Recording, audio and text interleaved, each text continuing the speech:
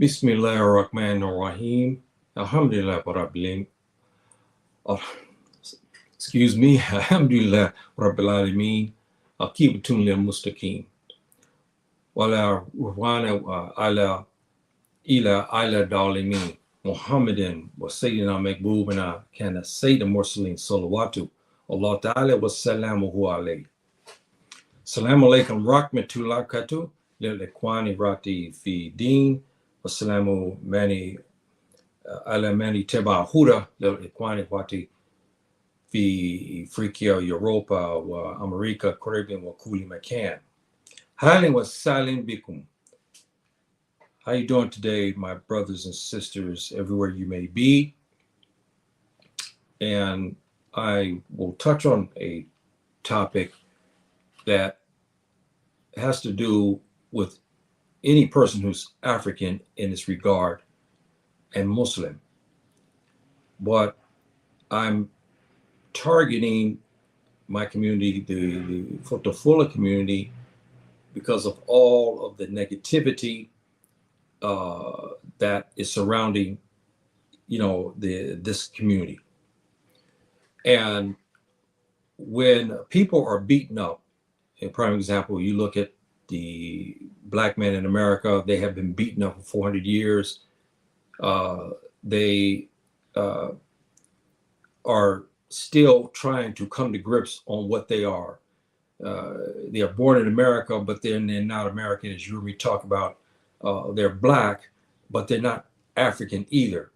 They speak English language, but they have African accents. And so this is a problem. And I'm targeting the Futafula community today in this regard, because just because you say me Pullo doesn't mean necessarily that yes, by default, you may be Fulani, you may be Fula, you may be Falita, and all the names that the Futafula community is known by. But there's actions and there's attitudes and stuff that have to be displayed in order for you to be a Fulani person. Because every African has an history. Every ethnic group have some history. The Futafula community, because it has traveled so much and is in so many parts of Africa, and now in the modern world, they're everywhere. They're in Europe, they're in the Americas, they're in South America, they're in the Caribbean, they're even in places, China. I've heard now some are in Japan and Korea. They're everywhere. And today we're losing sight on who we are. And this is what I'm covering, because again, it's okay to say mi Pullo. But when the person look at you and they hear you say this, and yet they check you out and you don't seem to exhibit what it is to say mi Pullo. Because when they read, excuse me, our history, and they read the statesmen of our lineage, they review the writings of our ancestral brothers. And then they measure that up by looking at you, because you said, mi Pullo, I am Fulani. And they weigh this issue. And they see the discrepancies in it. So I'm going to talk a little bit today, not too long, about this particular situation. I had a letter from a brother. He made a good point to me. He was saying that we should stress Africa, say we're African, and be done with that. But I said yes to what he was saying, because it's true. But we have the other side of this. When you have the brothers in the Caribbean, you have the brothers in South America, you have the brothers in America and Canada. And he does not know exactly, yes, he knows he's on a continent, but he has no way of knowing exactly who his ancestral family was here on the continent. One of the liberating factors of knowledge about yourself is knowing who your ancestors were.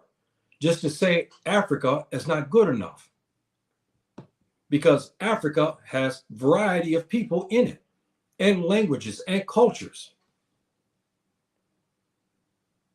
See, but when you designate, if you found out that you're Hausa, or you found out that you Bambara, or you found out now that you're Wolof, or Mende, or Mendinka, or Kopele, or Akan, now that takes on the significance of freedom for those who do not know, especially in the West.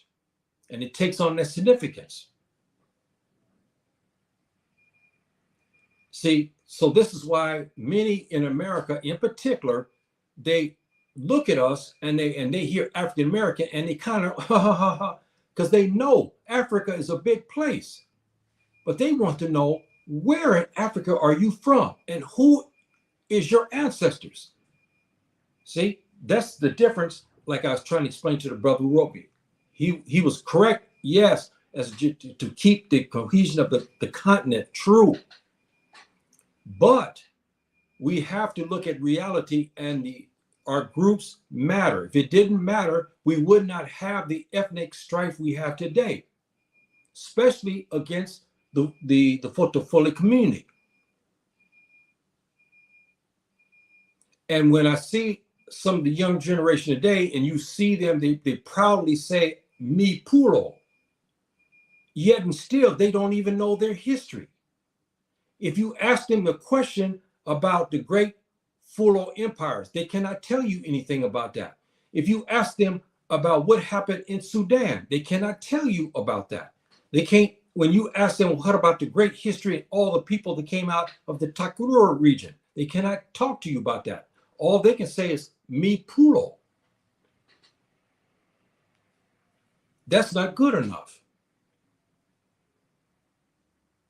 I give you a prime example of that. Ahmed Baba Sudani, one of the greatest of all scholars in Africa, period. In Timbuktu. He was given, the Moroccans, when they came, the Sadiyin came to take over Timbuktu, put it under its wing, its belt. And questions are asked of our ancestral brother who's Fulani.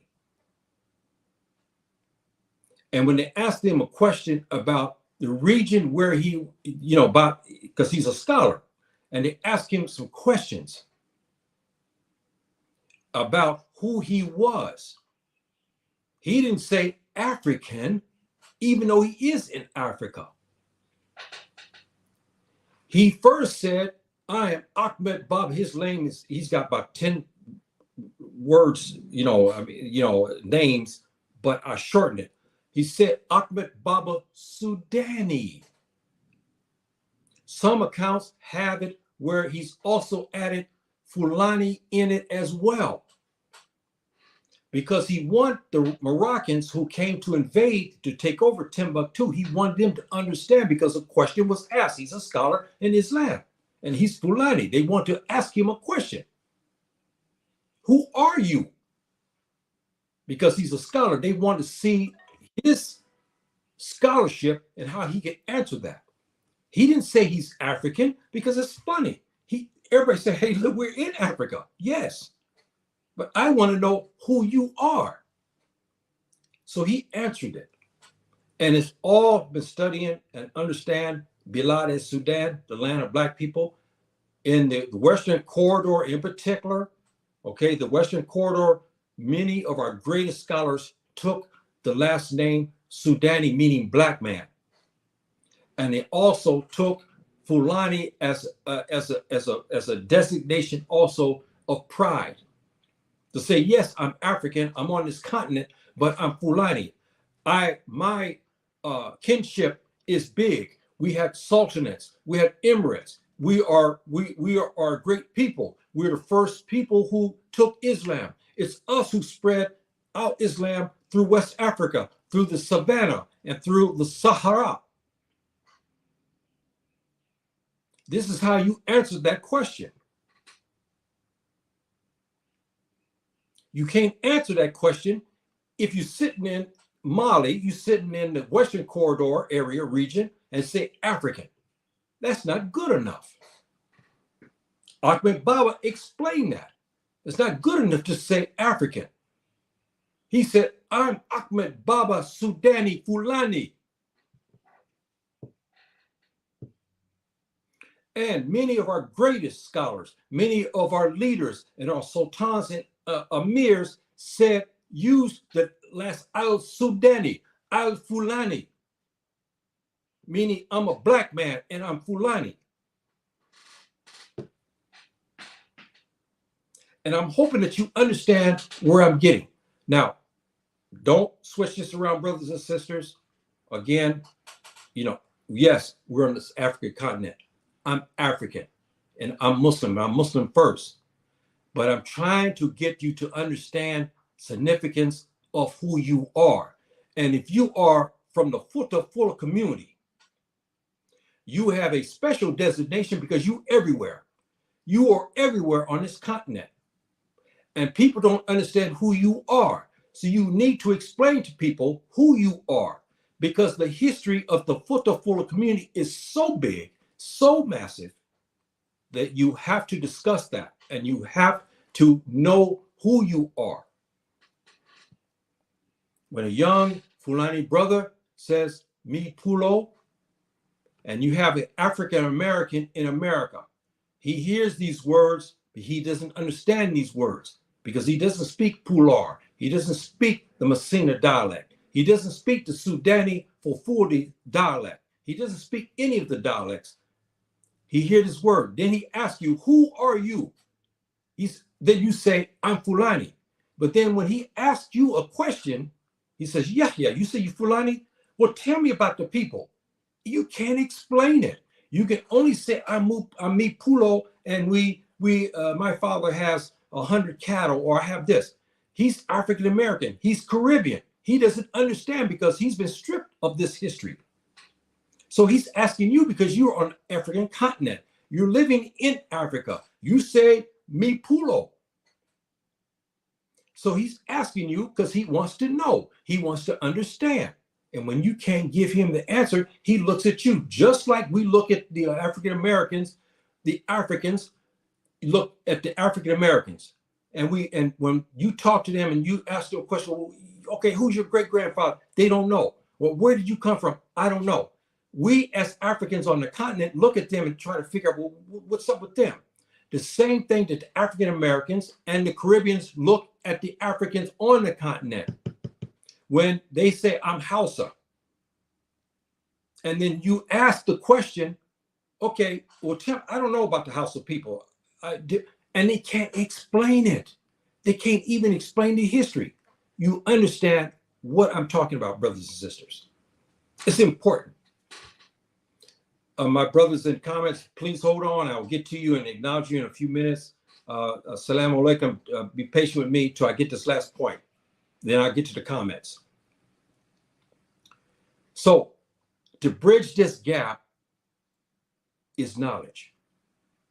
If you say knowledge is not important, why did the Tubab, when they came here, they want to strip us of this? Why did they kill all our learned men? Why did they want to have the destruction of Timbuktu? Why did they destroy all the suppositories of the mystery schools of Kemp, ancient Egypt? Because knowledge is power. Knowledge is worth more than gold. They knew that. They knew that. This is why they took it from you. So this is why I'm talking today, because I hear many of my community say, me Pullo. Yes, they can say my great grandfather, he lived in he lived in Kumasi in Ghana, or my grandmother was from Kano, or my great great grandfather is from Senegal. But the African American is saying, okay, I don't understand what that is. When he starts to ask you, well, what about the history? You can't explain it. But you say me Pullo. You understand what I'm talking about? It's important, even if you're Hausa, even if you are you're Yoruba, or you Igbo, or Tiv or Akan or Capelli, any group, and you got your brothers who have been made ignorant for 400 years by design, and he comes here, or you go there, or he gets a hold of you on the net and he asks you a question, my brothers in the Futafula community, and he asks you a question, who are you? I've heard of the people. Explain some things about the Futafula community. You can't do it. One, you had just defamed yourself. Secondly, you have defamed those antecedents, our great ancestors of the past, because they left a legacy for us to learn. There's a lot of scholarship that our ancestors among the Futafula community, all the way across, have left a legacy of education. And there is no excuse for you not to know about the Messina, you not to know about the great Fula, or about the Bundi, about all of the great sultanates and all the emirates that we had on this continent. It's there. The scholarship is there now. We have Fulani scholars everywhere writing about this history. And yet and still, most of us do not know it. That's not good. Let's get to our comments here. Our brothers here, who we got, RW. How you doing, my dear brother? Thank you for showing up. I've been told that I wasn't Fula. I am Black American. Fullers never went into slavery somehow. No, brother. That's not true. The Futafula community is massive inside the United States, and now many African Americans, so-called African Americans, have had their DNA. They've come back now with Fulani, with Fula. Okay, because even I lived in Compton, California, for a great portion of my life, and my neighbor and many of the people were all they had a look about them. I gave you my story. One of my closest friends, who I go to, me and her from 5 years old, we used to go to school together, right? I found out we're cousins. She's Fulani. So the Fulani people they were enslaved, because you got to remember something in the 1800s, my dear brother, when the Islamic empires were start to be defeated by the colonial powers. Many of the empires, I use that in English, but the sultanates, there were Fulani people in it, a lot, and we had emirates everywhere. So they took many full of people, especially from Guinea, Conakry, Guinea-Bissau. They took a lot from Senegal, Gambia, the Western Corridor in particular. They even took quite a few Fulani from Nigeria as well, along with Igbo and Yoruba. Most African Americans today trace their heritage back to Nigeria. When they did the extensive check on me, I found out that the beginning of the Futafula in my heritage was northern Nigeria, but they migrated to Guinea-Bissau, okay, and then they went up north into Maghreb. So yes, this is again, the history is very important, and you should know it. You should take pride to have this knowledge about yourself. Yes, my dear brother. Wa alaikum salam. Okay, Henry, how you doing? Thank you, my dear brother. Thank you very much. I hope you and your family, all my dear brothers, everywhere you may be, I hope Subhanahu wa ta'ala bless you and protect you in this turbulent world today, because we all need protection, because there's a lot of evilness going around in this world everywhere today. And I hope Subhanahu wa ta'ala blesses us and protects us. I heard that before, that it was a lie being told by some people claiming that Fula never was sold into slavery. DNA. Yeah, you're right, my dear brother. That because reason why that is because the DNA tests, especially in the early stages of DNA testing, they were not sensitive. They'll say like the African, ancestry.com. They'll tell you, okay, yeah, Mali. They'll say Nigeria. They'll say Morocco, or they'll say Senegal, but it didn't tell you the ethnic group. But now we have some that, like the Jet Match, who I champion. I love them. They are very, very thorough. And this is how I finally start to get to the bottom of my history, is through them. Even though the African ancestry, who was Black owned, told me from the beginning, they said, your ancestry is Fulani, because I took the test. But I wanted deeper analysis of that. But it is a lie, a story being told that the Futafula people were never taken. That's not true. Because now we find that many people now, so-called African Americans across the United States, have taken tests and suddenly come back and it shows Fulani, Guinea-Bissau, okay, northern Nigeria, some Mali, and some in Senegal, along with Mende heritage in Senegal, Mendinka heritage, and like Sierra Leone, they have Fula and Mende heritage. So we see that. How you doing, my dear brother? Thank you very much for showing up and giving me your support. And you know, I'm happy that you enjoy these talks, because a lot of people, you know, I understand it's very sensitive for them, especially in this turbulent world that we live in today. That is very understandable why many people would shy away. But I try not to do that, because when you turn on YouTube and you see talks, you get generally the same thing. You know what I mean? You hear the same thing over and over again, and you wait for substance. You wait for somebody to get into the nuts and bolts of a topic, especially dealing with us, and they don't deliver. Like we have one station in particular from the United States. They got beautiful sisters, very well educated, speak very well, and carry themselves with a lot of dignity. But they give you the news, but you sitting there, you know, scratching, waiting for them to get deep. They start talking about Niger. They don't give you the ins and outs. They don't tell you about the ethnic stuff going on. They talk about Sudan. They don't give you what's happening in Sudan. They say, yes, it's a war going on. Okay, you say yes, but who's fighting and why? Who are the people? See, they can't give you that. I give you that. I try to do that by telling you what's going on in Sudan so you can understand it. What's happening in Mali or Burkina Faso. I try to get down, because let's face it, brothers and sisters. Hey, anyone says that ethnic is out is a lie. We all know, because the killings are still generated today according to who you are. Nigeria, when they pulled those 4 young brothers who went to, I think, the Sokoto University, I can't remember now. When they pulled them off the road, they looked at them. They thought they were Pullo, but they said, no, I don't know, until one spoke, and they killed them because who they were. See? So if it doesn't matter, we wouldn't have the things that we have. It does matter. But in this regard, I want to make sure that each one of us, irrespective if you are a Fulani or you are a Mende or Mendika, that you carry certain aspects of that and know who you are and that history. It's important. That's why I said to my community, it's okay to say me Pullo, I'm Fulani, but you must do the other things here to reconcile, so someone asks you a question, you can explain it. See, that's the big difference. Walaikum salam rahmatullah katu. Thank you, my dear sister. Jazakallah khairan for showing up. Thank you very much.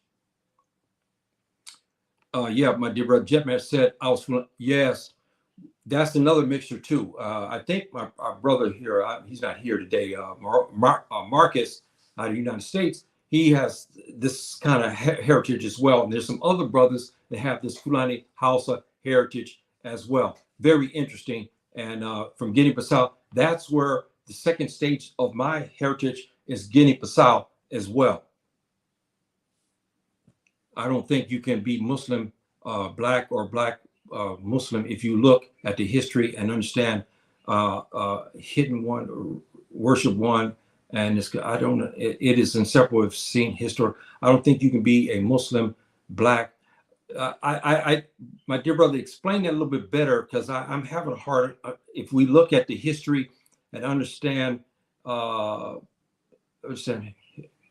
worship. Okay, I'm not sure what you mean by that. I'm hoping that you get back with me, my dear brother Henry. If what I'm talking about here is, if you heard me say, if you're Muslim, you're Muslim first, because we are under Tawheed, okay? The Muslims, we're under Tawheed. So you're Muslim first. That, I'm not trying to say that you're Fula and that precedes everything. No, we're Muslims. We're Muslims first. You heard me say this, if you heard me talk at the beginning. if this is what I think you understand. I'm trying to say is our Prophet ﷺ was talking about an issue similar to this as well. By talking about this issue about the Arabic language. Subhanahu wa ta'ala in the glorious Quran has made mentions about the what? About the Arabic, right? So there's a designation of a finality of who you are. You're Muslim first, yes, but in the regard that for us who are being beaten up, and we've been beaten up, history has beaten us up. They have whitewashed our history. I'm trying to give you something to help you from this. And you think about this, brothers and sisters. If some Japanese man comes to you and asks you a question, he said, look, I heard of the Fulani people, but I need to understand this, and you can't tell him, and you say you me Pullo, and you can't give him anything. See, he walks away and it fits a stereotype that we black people are ignorant, stupid. We were in the trees with bananas in our mouth. See, and so this is why it's important that we have that. And each of our groups have important histories, no doubt about that. But we have to say that when you look at the history, especially from the 700s to the 1800s, there's no dispute that the Futafula community is all in this. I mean, from top to the bottom, from the 700s to the 1800s, the sultanates, the emirates, they're going into Andalus, into Europe, and so forth and so on. It's deep. Okay, yes, he meant yes. Then it's very real, and the history is important. Yes, the history is important. I was there in America, and I was born there, and I never understood, because I see relatives, as you heard me say many times, I didn't know what it was, and I had this desire. Finally, when I began to take the test, and then finally with the jet match, and I got that. If my wife was here right now, she would tell you, when I got those results, I had tears, because it's like now the book, was closed, right? You know what I mean? I couldn't see in it. Now the book is open, and that book in there gives me a designation of who I was. It says Fulani, and others too, but the main stock is Fulani. And then so now as a historian, this gives me that finality of who I am and how I can be proud of that. And it strengthened me being as an African man. It strengthened me because now I have a history, and I can say, when someone walk up to me and says, hey, I said, yes, I'm full American.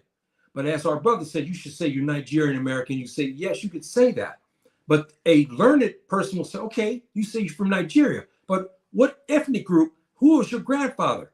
Was he Tiv? Was he Yoruba? What was he? Was he Fulani? Was he Hausa? You see what I mean? And you can't answer that. That to me, it's not good. See, I'm hoping, brothers and sisters, that you get what I'm trying to say. Because one of the things about us as black people that the non-African people have always talked about us and said we're ignorant of our history. And it's true. And this is why we have all of this scholarship written by the Tubab and others who tear up our history. They make our history into white. When we have great accomplishments, they make them white in Tubab. See, so because we do not have enough, but now we have scholars on the ground starting to rewrite this history. But it's important, brothers and sisters. How you doing, my dear brother? Oh, you don't understand. Oh, yeah, okay. Okay. I'm sorry about that, my dear brother. A lot of us don't speak French either, and a lot of us don't speak Arabic. I speak Arabic, so I gave this in Arabic. Over 99.9% would not be able. I can't speak any of the Pular languages, but I know quite a bit of Hausa, but I cannot speak that because how many people actually know Hausa? You see, so we're trapped. So English at this point have to be my medium. And please forgive me, my dear brother, But I'm talking to a lot of English speaking people, so please forgive me for that. How you doing, my dear brother? I am Mandika and Yoruba. Yes, yes. Thank you, my dear brother, for giving us that information. And you wear that designation proudly and learn as much as you can about the Mandinka people. I'll give you a person that you can start off with. I just talked about him the other day here, Samari Toure. Boy, now that is a African band.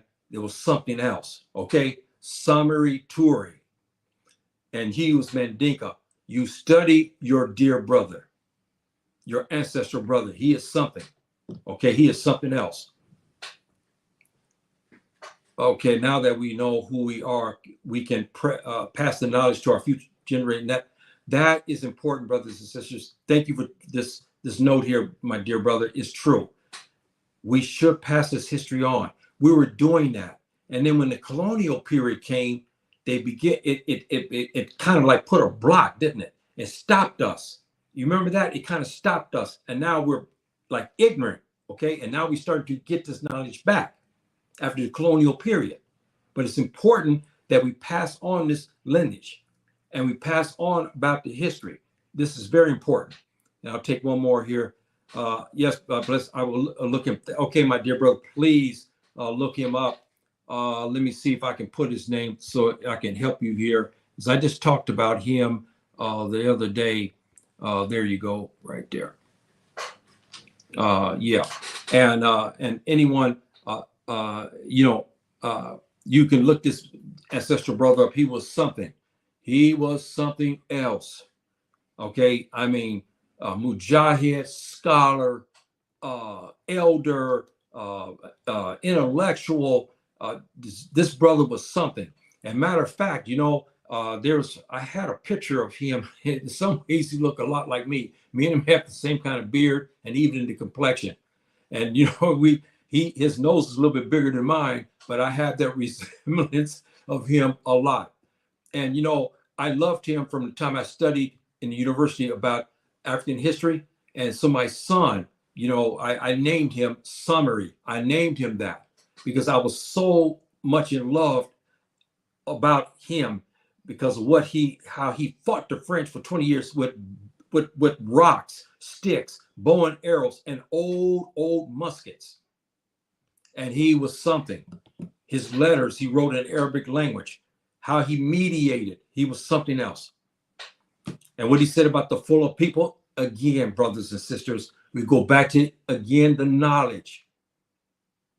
He reminded, as you heard, if you saw my tape here a couple of days, I forgot which one it was now, here, was it last week, and I told you about what Samari Toure, Rahim Allah, what he said about the Futafula community. He reminded them about their past glories. That's right. You see, it's important, brothers and sisters. If it wasn't important, why would Samari Toure remind the leadership of the Futafula community who were being wayward? He reminded them of the illustrious history that we have as Fulani people. He reminded us again because he was a student of knowledge.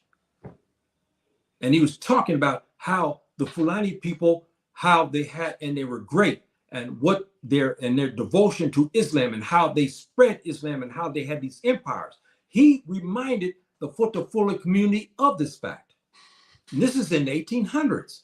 So whoever comes and says here that it doesn't matter, one of our greatest of all Africans, Samari Toure, said it does make a difference. Because why would he remind the Fula people of this history? Think about that. Okay, the Mandinka were metal workers and engineers, and they had go deep into detail about their skill and their origins in the book. May be wrong, yes, but you know what, brothers? We go back to one issue. Let's talk about the Genesis again. The West Africans, the DNA genotype. We are ancient Egyptians because we left Egypt Okay, if you saw my class, I gave all this evidence. We left Egypt. And two things that we took from Egypt that is unequivocal. One is the mystery school systems, the learning. And second is the writing systems. You can look this up. If you look at the hieroglyphics, all of this is related. The Fula script, especially the Mende script is very famous. It's coming out because of the relationship with what Egypt. Remember, like I told you, what happened like in the United States when our African ancestors were brought into the southern states, right? They began to speak English. They spoke it with a certain accent. When they left Mississippi, Alabama, Georgia, Florida, Louisiana, they began to come to LA, California. They began to go to Las Vegas. They began to go to other places, New York. So we have African Americans who speak with the West Coast dialect. We have the brothers in the Midwest, they have a dialect. Our Southern brothers still maintain a dialect. Our brothers in New York, they have a dialect. This is what happens when there's drift. So when our brothers left Egypt, yes, they still wrote in the hieroglyphics type of writings system, but they changed it because now centuries of being adrift. See, so this is important. Okay, brothers and sisters, I will now give you some things, some pointers here, and say, when you say me Pullo, one of the things about the history that Samari Toure was reminding the Futafula community about the history of our people. And he said he is always talking about the Fula people. He said he's always in jihad. You look at the Fulani sultanates, brothers and sisters, from the 700s to the 1800s, on and off, all the way through West Africa. We were always in jihad. Now, again, here when we talk about history and knowledge and education, the Western people say jihad is such a bad word. Here we're not talking about the AQIS wanton murder schemes. No, that's not jihad, that's criminal. Here we're talking about under the Islamic banner, which is 4 conditions under jihad. None of them says wanton murder and killing. Jihad of the nafs. When like here in Morocco, I'm an old man now, 70 years old. The last prayer of the day is almost 10 something at night. The first prayer of the day is almost 4 something. You see the short window, and I'm an old man now. I'm at 20 years old. I struggle because I get up try to get up at least an hour and a half before so I can make another prayer we call Tahajjud. And the devil comes into the picture. He's telling me, oh, yeah, hey, man, stay in bed. You can do another 30 minutes. And when you listen to the devil, you go and lay down, right? You go back to lay down. And then suddenly you look at the clock, you miss Tahajjud because it's almost time for Fajr prayer. This is a jihad, brothers and sisters. When you're fighting the whispers of Shaitan, this is a jihad. The Fula people have always been in jihad in the cause of Allah Ta'ala, always. Meaning protecting Subhanahu wa Ta'ala's religion, his Sunnah and his Sharia. When you say me Pullo, the person who understands the Futafula community, he knows this. He said, yes, these people have been in jihad since the 700s. It's the Futafula community who took Islam first from the Afro-Arabs when they came. We know that the Futafula had all of these great empires, okay, sultanates and emirates. See, and we know them to be masteries of the savannah region and of the cattle. Okay, you see, they know that. So all of this is in that. When you say me Pullo, that means you are protecting Subhanahu wa Ta'ala's religion. You are and his Sunnah and his Sharia, promoting it and honoring it because our ancestors did this. Our ancestors did this. All of us, irrespective if you are Pullo, if you are Hausa, you are Muslim. If you are among the Mendinka, Muslim. You look at our brothers in Senegal, Muslim. This goes for even our Bendika brothers in Senegal, our Mende brothers and our Wolof brothers, and all across the board. Islam is Islam here. This a jihad to protect it. Doesn't mean you pick up a gun to go fight. That's another. That's an offensive jihad. I've been through that. Defensive jihad. This is not for that today. Here we're talking about the basic conditions of the jihad, about the Futafula community, and any Muslim in Africa, okay, is this dealing with this situation here of okay, we have the disbelievers fighting us for religion. This is jihad to keep it going. It's jihad to promote it among your family. It's jihad to make sure that your older sons and daughters pray. That's a jihad, brothers. That's a jihad. That's right. If you understand the Arabic language, jihad is not killing. That's not it, okay? But struggling. That's what it means, struggle, to maintain. See, we've always had this. All the Muslims have these trials and tribulations. And when you say mi Pullo, the Fulani people have made Dhikr Allah a lot. And you see, if you look at some of the pictures of the 1800s, you know, the prayer beads, you know, like this, okay? You know what I mean? Like this, right? Okay, let me hear. We have beautiful prayer beads. Beautiful, made in the Savannah region. Beautiful. I seen some in the 1800s. I was shocked. I wish I could go into the computer and grab it and take it, because they were beautiful. So this is what I was talking about. The Fula person says mi Pullo. He reveres the prophet. Okay, he reveres him. He reveres him. He loves the prophet, alayhi salatu wasalam. He loves him. Protecting his honor, implementation of the Sunnah and Sharia. You look at Sawadi, you look at Hamidi, all these great. We have Ahmed Baba Sudani. You go all Idris Aloma. Look at all of the Futafula community. Look at those brothers. Look at them. When you read their writings, you hear what they said. You always notice they always promote Subhanahu wa Ta'ala. They always promote Allah. Okay, they always promote the Sunnah. See, so this is something that's in the heritage. See, and implementation. We ran the Sultanates, we ran under the Sharia, not the democratic ways and means. This is an aberration and it's disbelief.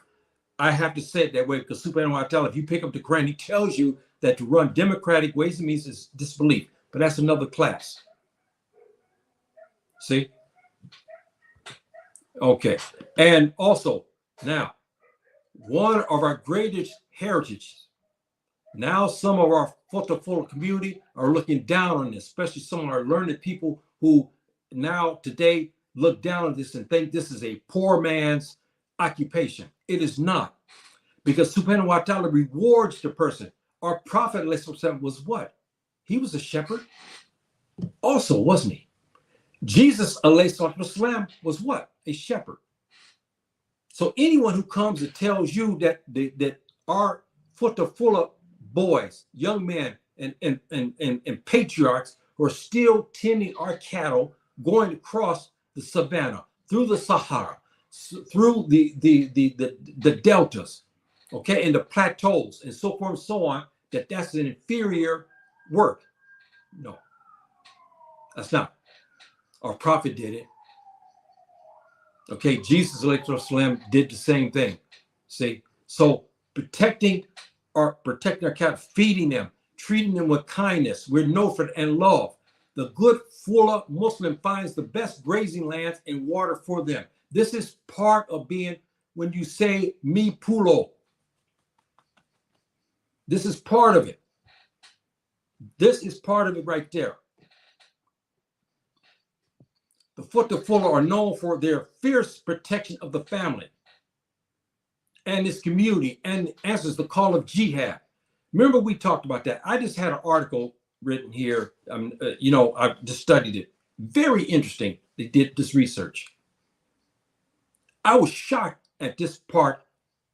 I know the reciprocity among the Fulham community. Okay, I know that because we know that some of the leaders of the Mujahideen groups talked about how when he called for brothers to come to help them, The Futafula communities came from everywhere, from the Red Sea to the Atlantic. They came to the Messina region to join jihad.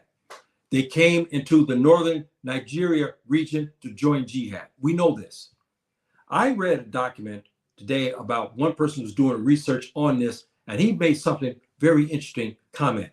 He said that there was a call for jihad, and he didn't want to get into it, I guess, because I think I understand why. But he said that within the year's time, 100,000 Fulani young men joined in this. Were part and joined, meaning they didn't fight yet, no.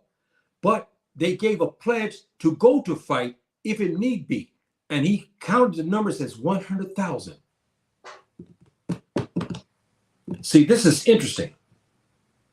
I was shocked at that. Because we know what's going on in the Sahel. We know that, okay? You know, we know the killings, the Futafula killing people, and they're being killed. We know this. No one's, you know, I've talked about this, and there's a lot of talk about this issue. I'm not glorifying any of that. I'm talking about the nuts and bolts of when you say me Pullo. This is what I'm giving you today, that it takes on a significance. It's okay to say this, but you should talk about what it means to be that. And I'm talking about a little bit of that today. The Futafula are best husbands. They are the best wives, the prettiest and the most handsome among people. And this beauty, not only in appearance, but in attitude and manners. We hear many things, and even the Tubab has, who come, the Russians in particular, if you heard me talk about this about 4 months ago, have an insatiable appetite for Fulani women. And we know there's been many things written about the beauty of the Futafula women. We know that. And also the handsomeness of our men as well. So this is a mark of part of being Fulani, is the beauty of our sisters and the handsomeness of our men. See? And we have this attitude and manners that the Pulaku, okay? This is where this governs that. We have this.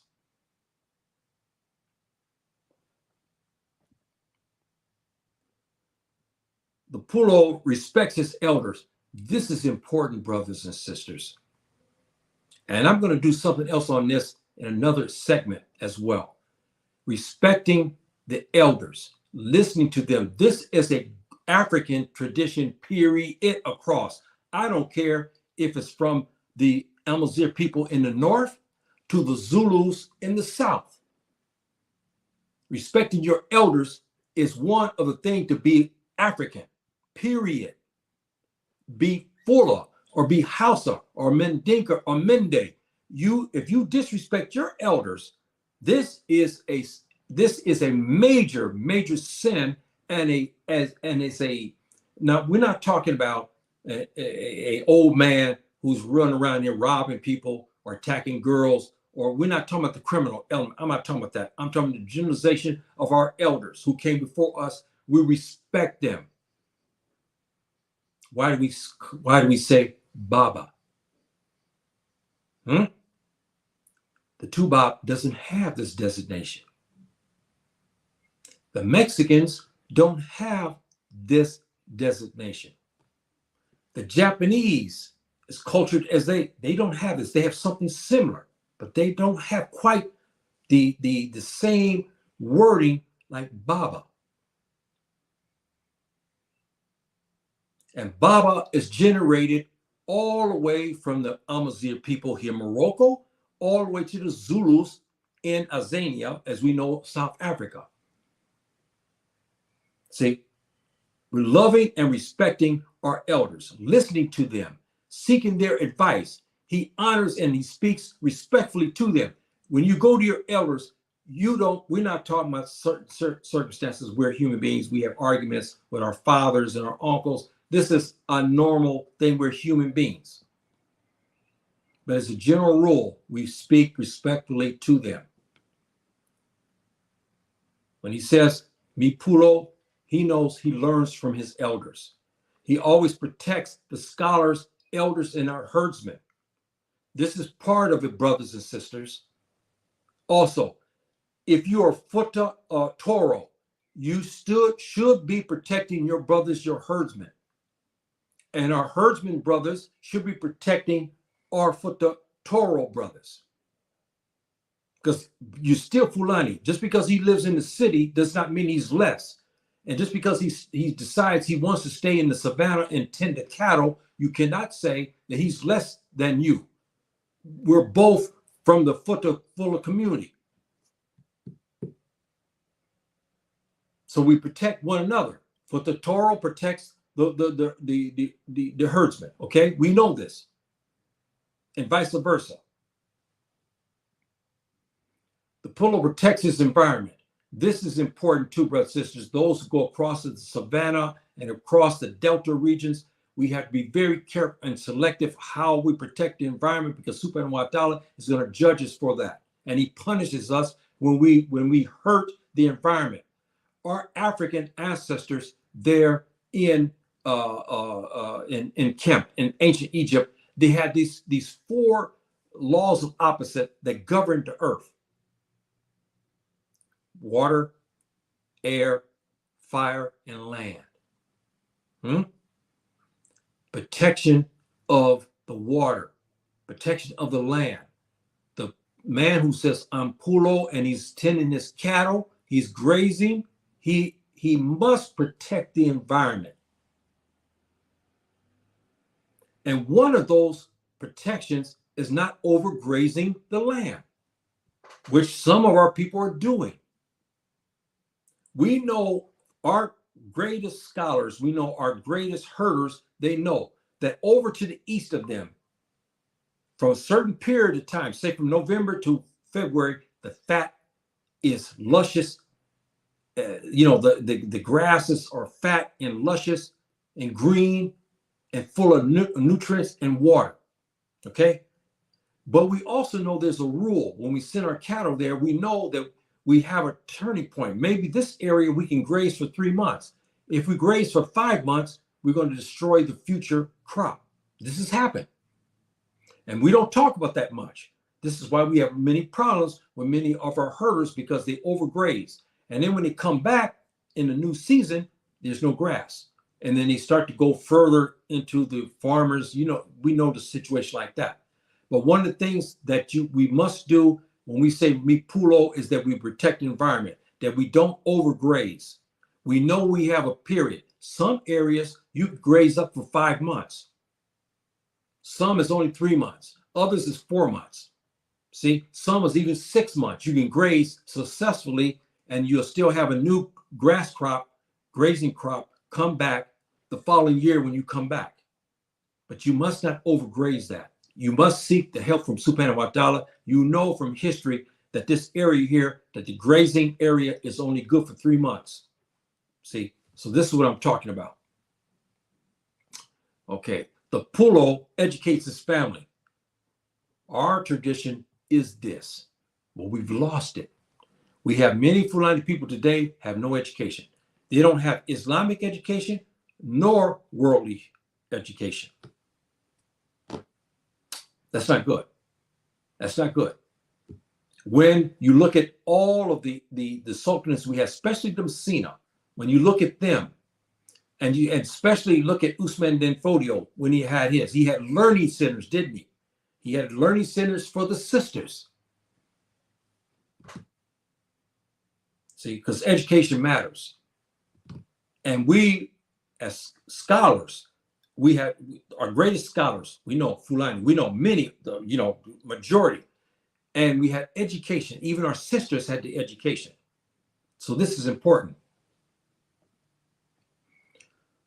The Pullo doesn't overeat. We all guilty of this sometimes, but as a general rule, we realize, especially when we're grazing and we're out in the open, you have a tendency not to, you eat just what is needed and that's all. But when you become Futafula, you begin, because you have all the modern trappings, you begin to eat more, right? Our ladies become more fatter and our men become more fatter as well. He takes milk from his cattle, what is needed.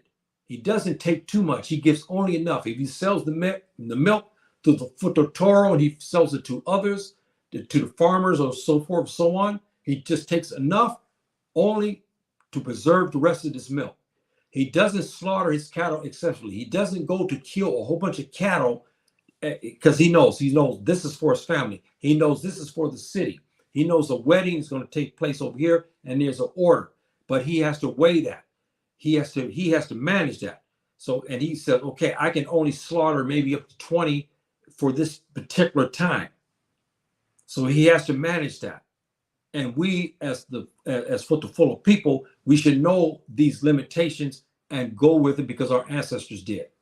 They knew how much to slaughter. They knew how much milk to take. See, they knew that. Okay, the Pullo is best among is a Muslim first, as you heard me talk earlier. He's a Muslim. That's first. That is first. Okay, because Tawheed Allah. He is African.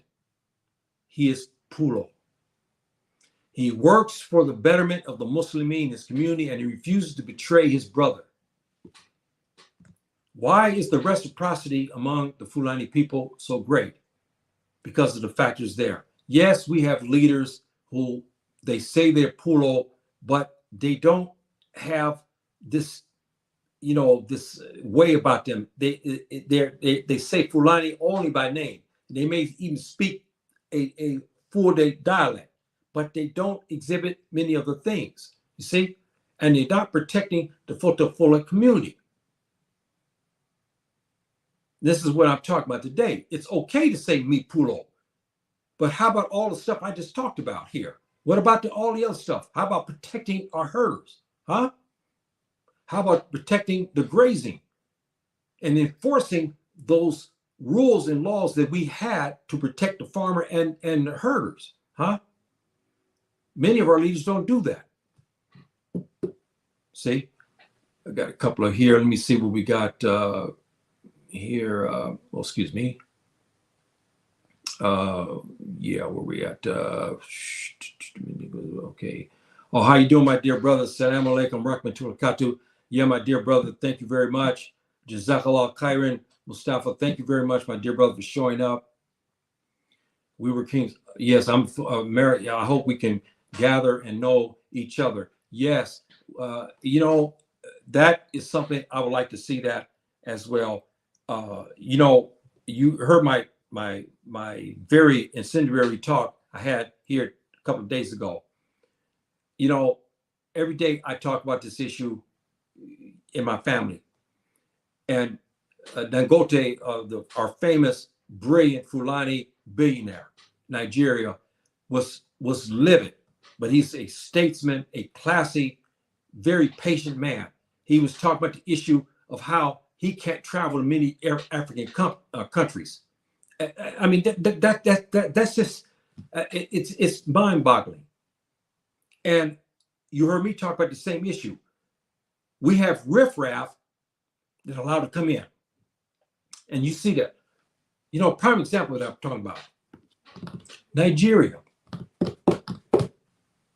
You've had a series of situations of Chinese who have entered the country where I can't enter. They won't let me enter Nigeria. And I have Fulani heritage in the north. And I got cousins there.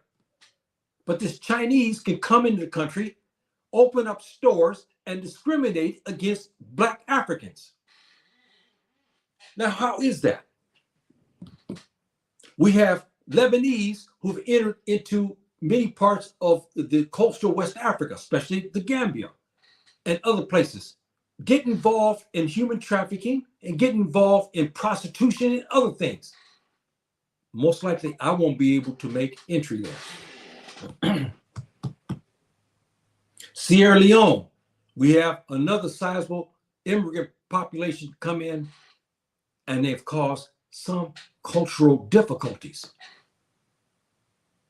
I can't make entry there, but these people can. This is a problem. This is a problem, brothers and sisters. And I would love to see that. I would love to see that I hear they have these type of gatherings with the Fulani people, but it's not, we should be able to come on this continent and we should be able to meet. And because the Tubab is still controlling, this is why we have the problems. It's unfortunate. Okay, yeah, send it to me, my dear brother. Yeah, matter of fact, I'll put that here in mind for those who need to get a hold of me as well.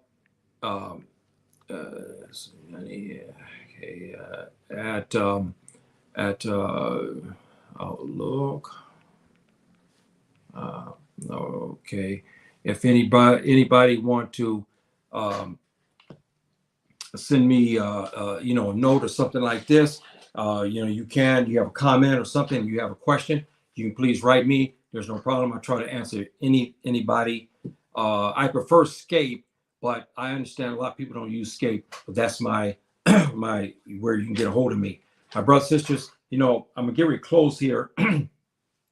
And I had this talk again. I have these talks, and they're very unorthodox, as you hear me talk every week. And I try to give you different content, and I'm going to give you the truth. I'm going to be hard hitting doing it. And again, this may be rich for other people's blood, but I give it. And I always ask permission from Subhanahu wa Ta'ala, because I try to give you something that you don't get elsewhere. And I'm not trying to get on other people. That's not what I mean, brothers and sisters. You understand what I mean? I'm talking about these type of talks like this.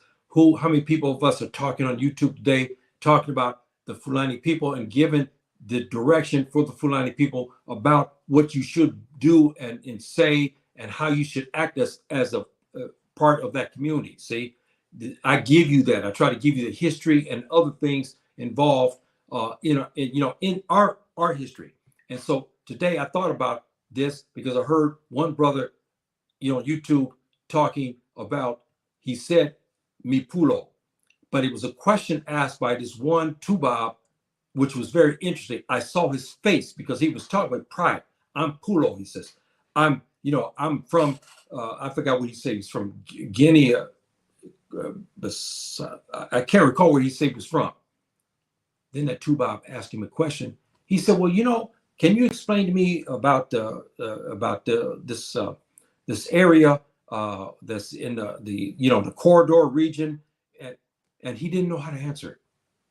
And so I said to myself, "Whoa, wait a minute." And he asked him a question. He said, "Well, I don't know, what's the name of this region there? It's near Senegal." He should have known it's Senegambia region. Huh? He didn't know. See? But he said he probably told him, "Mi Pullo," he said. But he didn't know when that Tubab asked him a question about, he said, "Well, what about this region? I hear about the Fulani people." He didn't know what to say. He didn't know how to give him the answer. This is what I'm talking about, brothers and sisters. See, this is important because you should know. You should have a well-rounded history about your people and about the African people and period and about the African continent. You should, because we are interrelated. If you looked at that DNA map, it's very interesting. The DNA, okay, that links most of us here in the continent, okay? So we have relationships here. We should understand our continent and our people in it. See, it's very important. I like to concentrate on West Africa and North Africa because for me, ever since I started to go to school, university, I began to study. I did a lot of studying on my favorite topic, which was West Africa, and stuff like that, and North Africa. So I basically specialized in that. But I had history of the East and to the Southwest and to the South. I'm a great admirer of the Zulu people. Matter of fact, I even picked up some of the language at one time, but since I did not speak it anymore, I forgot many of the words and the grammar and everything like this. But I love the language, and I love the Zulu people. especially they had like Shaka Zulu and the Zulu Empire that transpired. I studied this in depth at the university level and whatnot like this. So I was very familiar. And our brother here, Marcus, he's probably busy today. He's going to cover, and you see him. I don't have his information. He always here in the chat. King Cam, I forgot now the rest of it. But anyway, he's going to be talking about the Zulu people pretty soon here, inshallah, and he'll give a good history because a lot of us don't know about the Zulu people. There is something else. They're to the south. They're not Fulani people, so what? But they're Bantu and they're down to the south, and they have a beautiful language. The Zulu language is beautiful also, brothers and sisters. Very melodic, very, very melodic, very beautiful. It sounds a lot like the Kiswahili, excuse me, sorry. Come on now. When you get old like this is what happens. You talk too fast. Swahili, okay? It sounds a lot like Swahili. Very, very, very, very beautiful because Swahili part have Bantu in it. Of course, we know that. Swahili is Arabic and Bantu, but it's beautiful. So, my brothers and sisters, today I gave you something that's a little bit different today, talking about the Fulani people and about when you make a declaration and you proudly give this declaration when you say me Pullo. If you say I'm Hausa or you say that you're a Mandinka, you should have some history to back your play. Don't do like our brother did here. I saw this tape was about 2.5, 3 months old. And it's Tubop asking him a question, as you heard me say, he didn't know the name of the area, which was Senegambia region. He didn't know it. See, and he had like egg on his face. All he could say is, I'm me Pullo. I'm Fulani, he says. I'm me Pullo, he says. But he asked him a question. He said, okay, I want to know about the Fulani people. They were in this region, and I didn't know who these people were. I mean, I'm not sure. He was asking a valid question. He should have said Senegambia region.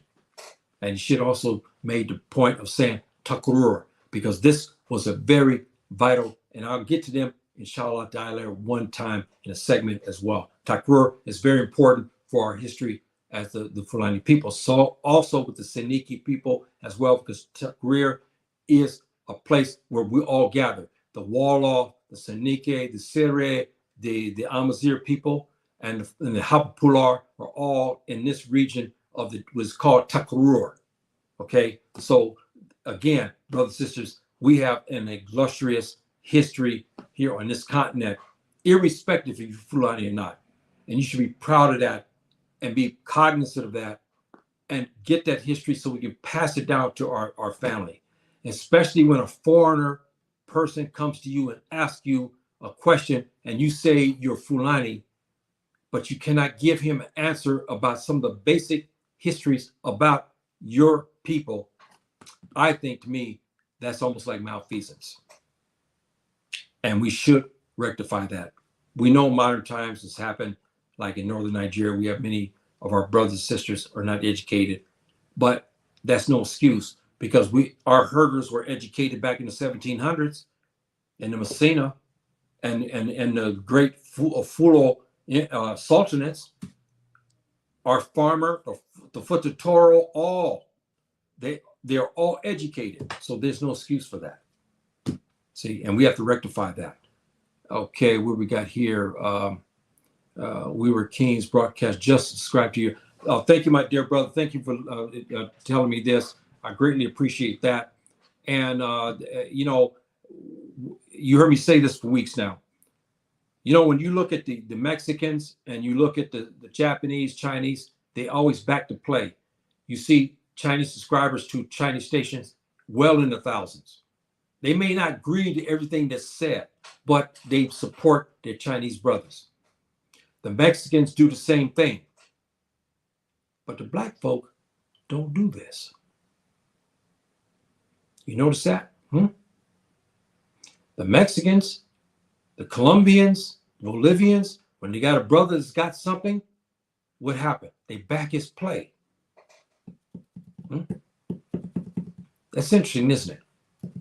That's very interesting. Black folk, we're negligent in that regard. See, so this is something that we have to rectify. How you doing, my dear brother? Nice to see you, and keep up the good teaching. Thank you very much, my dear brother. Yes, I will do my best I can. Thank you for the encouragement, because knowledge is definitely, it is power. And this is because the Tuba would not have took it from us if he didn't think it was not important. He wanted to take this history from us. Now we have many Fulani scholars giving us history. We have many African scholars giving us good history to get us up to speed about our history, so we can go back to the world community now with our heads up, because that history has been stripped from us. So we should now take that mantle and give this education to our sisters here. Yep, even with business, they bring each other down. Yes, see, in Compton, California, I remember many years ago, some of our Compton friends, the brothers, sisters that grew up with me, we have many things in our community. But then when others begin to move in the community, we stopped to support our Black businesses. They dried up. And we see this a lot. See, and I'll never forget this, when this one Black lady, many years ago when I was in California, many years ago, I was looking at the late news. I came from work, I looked at the news, and I saw this heavy-set sister, older Black woman, and the man asked her a question. He said, "You travel almost a half a mile to go to this Korean store over here who has less, and you have a Black brother, he has a market right around the corner for you." And she said, "Yeah, I don't want to go over there and support his business because me and him had an argument." So she travels all the way to the Korean. But the question was asked, and the Korean discriminated against you, doesn't he? She put her head down. Yeah, see, we have this problem among ourselves. Now, we're not talking about bad places. You, as a customer, have the right. You come in the store should be clean. Yes. If you go to the bathroom, and that bathroom should be clean. If you get food from him, that food should be good. We're not telling you support him anyway. If you go and get hamburgers from his store, from his restaurant, and you get sick, we're not talking about that. But the brother's got a good product, you support him. And this is something we don't do very well as Black people. Again, the Mexicans do it very well. The Chinese, Japanese, especially in the United States, they back each other's play.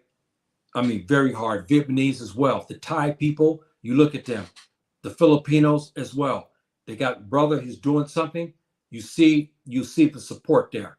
And I'm amazed at some of the things on YouTube. I look at some of the Filipinos and the Thai people, because I have some languages, where I can understand Thai language and Japanese. I see their stations. You see 100,000 subscribers.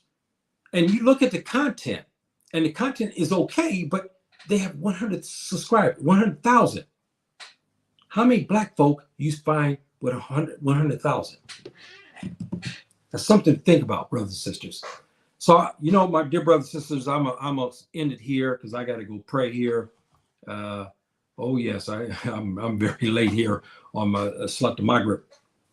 And so until the next time, I have another interesting topic again, inshallah ta'ala, and I'll cover something very dear to my heart. So my brothers and sisters, please be safe out there, okay? And keep your prayer up and get your education and support one another. But the main thing is maintaining security, especially our brothers in northern Nigeria today, and in Niger and Burkina Faso and Mali, the Western Corridor region is starting to get very tough, and northern Ghana as well. So please protect yourself and your families. Don't do anything that will cause you and your family to get into any dire straits, because there's a lot of wickedness out there.